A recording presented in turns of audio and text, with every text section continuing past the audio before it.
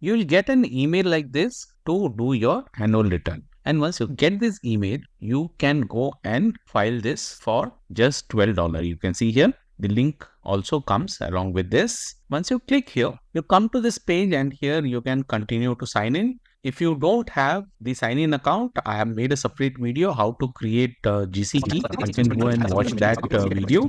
So once you sign in, you come to this page where you click on GC key and then enter your credential, that is your username and password, and then you sign in. You continue. Then once you enter the one-time code and confirm to sign in, you'll come to this page where you click search and then enter your corporation name or corporation number or your business number to find the company name. Once you see the company name, which will have your corporation name, status, corporation number, business number, and then the registered office address, then you see this corporation key. Here you will have to enter your corporation key. If you don't know where to find, if you look at your corporation information sheet, your corporation key will be mentioned here. Once you enter and click next, you come to this page and you see here individual with significant control. This information also needs to be filled with this request. So I'm clicking OK on this page for the annual return.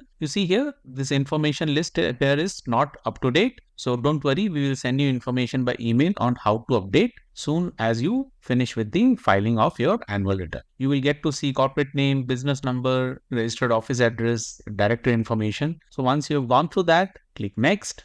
Your contact information page. If there is any change to be done, you can have a look at. So the field which are shown in gray, they're not editable. Telephone number, you can edit if you want to, and then you click next. Here you will see if you have filed ever before, all your previous year status, and then your year of filing. Here you will enter. If you're filing for this year, you will enter this year date. Only the year gets mentioned. Then you enter the annual meeting date, when it was last held, then come down, type of corporation, non-distributing or distributing. So depending on what it is, I don't do any documentation with Security Commission. So I'm selecting this. And once I make that selection, number of shareholders, you select the option. I'm selecting my option here. Then authorization shows the name, which once you click, it will get entered along with the telephone number, what was already there. Let's come down. Then you click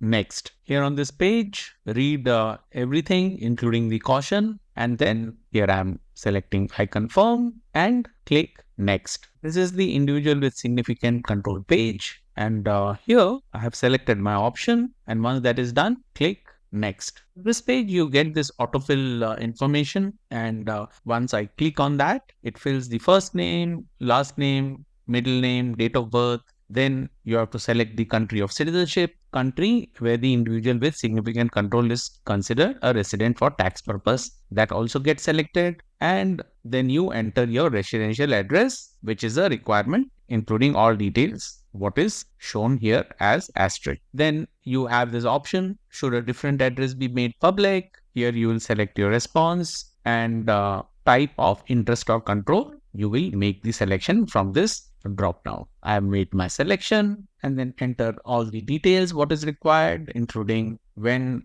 the individual with significant control started, the percentage of share, whether it is owned individually, directly or indirectly, all those information is filled, and then you click add. Once you add the information, it shows up here. And then you click next. You can download what you have so far entered and updated. Then once you confirm and you click next, before that you read this caution, then you click next. On this reminder notice page, which is optional, you can have your email ID selected. I have selected my email ID and that's how I get all my notification. You can also add any additional email address if you want to. And once you do that, you click next. Then you come to this payment page where you click proceed to payment, read this part, and then I click yes, where you enter your card detail and then go ahead with the payment. Then you get this update that the submission has happened.